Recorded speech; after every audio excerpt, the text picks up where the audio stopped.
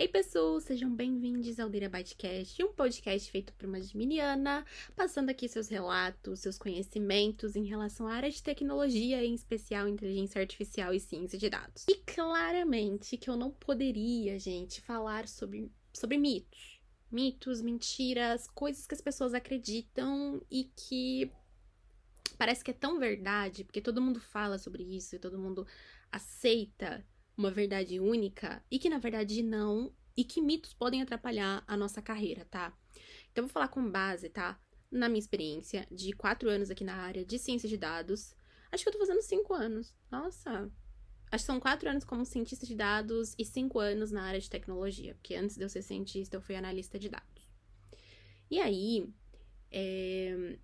esses mitos podem atrapalhar tanto a nossa vida, porque a gente acaba criando empecilhos de querer entrar naquela área, de querer saber determinado assunto, porque todo mundo aceita uma verdade universal e isso faz com que a gente crie barreiras. Então a gente acaba não se conectando mais com aquela área.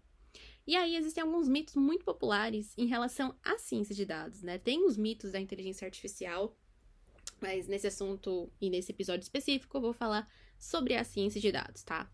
Então, para quem não conhece, ciência de dados é uma área da computação que a gente tenta aplicar métodos científicos e tecnológicos em cima de dados para tentar ajudar as empresas a tomarem melhores decisões, para ajudar as empresas a terem melhores resultados. Então, o cientista de dados é um profissional que trabalha muito em conjunto com as áreas de negócio, né? Em conjunto com as empresas, tá? Inclusive, é uma das áreas super queridas e que tem um alto crescimento daqui a 4 anos, de acordo com o Fórum Econômico Mundial. Eles têm, tanto o analista quanto o cientista tem uma prospecção, assim, de crescimento muito alto, tá? O Fórum Econômico Mundial publicou esses resultados ano passado. Eu até cheguei a fazer um vídeo no meu canal do Instagram, @LauraDataTalks, sobre isso. Então vale a pena dar uma olhadinha, tá? Se você ainda tá interessado em querer entrar na área, esse é o seu momento, tá bom? E aí, é importante a gente desmistificar esses conceitos, tá? E esses mitos, porque eles podem influenciar, que nem eu comentei antes, negativamente a nossa percepção e a nossa jornada profissional, tá? E aí, nesse episódio, eu vou falar um pouquinho mais sobre esses mitos comuns que a gente precisa superar. Ou seja, tire isso da sua cabeça. E aí, o primeiro mito é preciso ser um gênio em matemática e estatística. Ou seja, a pessoa precisa manjar de matemática e estatística para poder entrar na área. E eu já sou um pouco fora, né, dessa realidade, porque eu não sou boa em matemática e muito menos em estatística. Então, gente, tire isso da sua cabeça, tá? Não é necessário você ser um especialista em matemática avançada ou em estatística, ou você precisa ter formação em matemática e estatística para você ter sucesso na área de dados, tá? Essas habilidades, elas são importantes, mas atualmente com as ferramentas modernas que a gente tem, com as linguagens de programação, torna tudo isso muito mais prático, tá? E as equipes, elas são colaborativas e também são multidisciplinares. Então, todo esse conhecimento que a sua equipe tem vai te ajudar a aplicar esses conceitos práticos de matemática e estatística e até mesmo interpretar esses resultados, tá? E é importante reforçar nesse ponto da multidisciplinaridade, porque outros profissionais, pode ser que você trabalhe com pessoas estatísticas que te ajudem a interpretar esses resultados, tá? E aí, nem sempre você precisa aplicar uma estatística super avançada em cima dos seus dados para você conseguir ter insights relevantes, tá? Então, você pode sim aprendendo ao longo da evolução da sua jornada dentro da área de dados. E aí, talvez até mesmo dependendo do contexto, da sua realidade, ou até mesmo do projeto que você pegue, estatística básica vai te ajudar muito a dar o step inicial e também a você participar de diversos projetos. Então, não mire no avançado. Comece do básico, comece fortalecendo a sua raiz em relação a alguns conceitos fundamentais da ciência de dados em relação à estatística e matemática. Inclusive, tem até livros super legais que explicam esses conceitos importantes e necessários da estatística e da matemática para o cientista ou analista de dados, tá? Então, vale a pena dar uma procurada, porque tem alguns conceitos mais básicos, tem alguns conceitos que vão te ajudar muito em diversos projetos. Então, você não precisa mirar logo no avançado. O básico já te ajuda bastante, tá? E é importante reforçar que você não precisa ser o gênio, tá? Você não precisa ser especialista nisso, tá? Ter o conhecimento vai te ajudar, inclusive é importante você ter conhecimento em matemática e estatística, mas o básico já te ajuda bastante, tá? E aí, outro ponto, que é um mito muito comum, em especial para quem está fazendo transição na área, né, de uma área para a área de ciência de dados, ou na área de dados no geral, é que só programadores, eles se dão bem nessa área. E, na verdade, não, gente. A programação, ela é muito valiosa, tá? Eu tenho formação em ciência da computação, e isso me ajuda muito no dia a dia. Inclusive, eu até recomendo, e outros profissionais também recomendam que, se você não tem formação em tecnologia e você quer migrar para a área de dados, é importante seu primeiro step ser aprender programação, tá? Então, embora essas habilidades de programação elas sejam valiosas, não é necessário você ser um programador avançado desde o início, tá? Então, muitas funções na área de dados envolvem mais a questão de análise e interpretação do que você codificar, tá? Tem vezes até que as pessoas usam, às vezes, só o Excel, né? O Power BI, talvez você tenha conhecimento em ferramentas, dependendo, né, da empresa que você tá. Essas ferramentas mais de visualização vai te ajudar muito mais do que você aprender a codificar, tá? Mas lembrando que é importante, sim, você saber programar. Mas você não precisa ter a formação em programação ou formação na área de tecnologia para você ser bem-sucedido, tá? Inclusive, eu comento até que essa questão de multidisciplinaridade, essa questão de você ter formação em outras áreas, vai te ajudar muito, porque te traz uma visão além da tecnologia por si só, tá? E essa visão eu sinto muita falta, porque eu não tenho essa visão, eu sou 100% tech, sabe? Eu sou formada em ciência da computação, faço mestrado em computação, e eu sinto que essa falta de conhecimento em outras áreas acaba afetando muito, sabe, minha evolução. Tipo, eu já trabalhei no setor bancário, já trabalhei no setor de mineração e atualmente trabalho com o setor agro, né? Como meu papel como cientista de dados. E é até ruim, às vezes, porque eu não tenho total conhecimento, por exemplo, em agro. Eu não sou formada em agronomia. E isso acaba me limitando um pouco, porque eu dependo muito dos meus clientes, meus stakeholders, para me ensinar, para eu conseguir interpretar direito os dados. Então, se você tem outra formação, sem ser na área de tecnologia, isso te ajuda muito, tá? Então, se você tá pensando em migrar, mas não sabe programação, é importante saber programar, mas você não precisa saber, tipo, o mais avançado. Você não precisa largar a sua faculdade e fazer uma faculdade só de TI, tá bom? Um outro mito que as pessoas acreditam muito é que a ciência de dados e a área de dados no geral é uma carreira muito solitária, ou seja, você é aquele profissional que você vai ficar parado no computador, só digitando, totalmente escuro. Sabe que nem os hackers que as pessoas imaginam, tipo, um quarto totalmente escuro, ninguém fala com essa pessoa vive de fone de ouvido e você não tem interação humana. Na verdade, não, tá, gente? Tem gente que acredita nisso, tá? E isso é um mito total. A área de dados, ela envolve muita colaboração em equipe, gente. Então, os profissionais, eles trabalham em conjunto para resolver problemas complexos e até mesmo compartilhar conhecimento.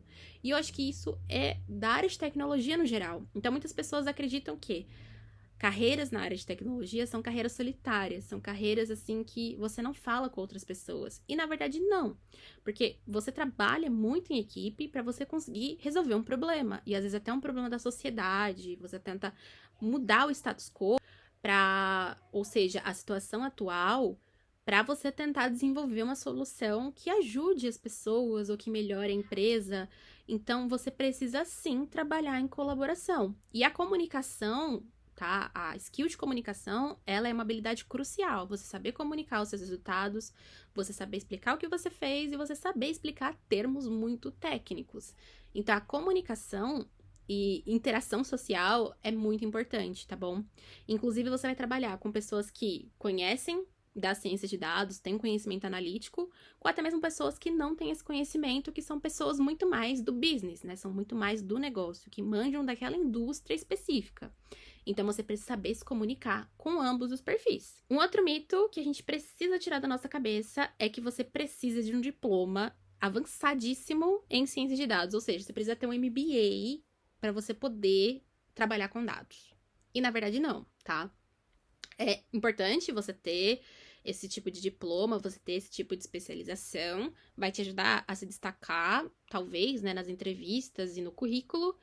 Mas tem muitos profissionais bem-sucedidos na área que têm formações diversas. Tem formações, por exemplo, em engenharia química. Eu já trabalhei com pessoas de relações internacionais e são cientistas de dados formidáveis e que me ensinaram muito. Então, assim, certificações, projetos práticos e experiências práticas também são muito valorizadas.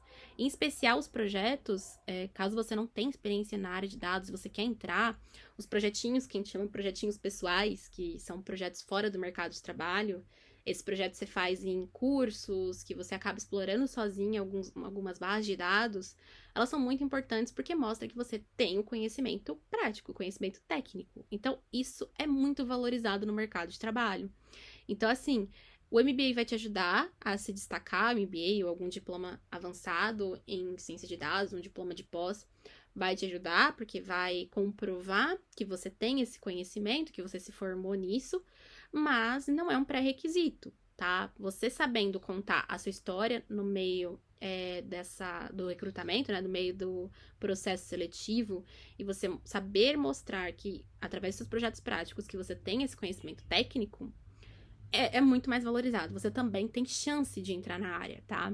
E um outro mito é que essa área, a área de dados, é uma área super monótona, tá? Monótona, acho que é assim que fala. Meu Deus, minha dicção toda cagada hoje.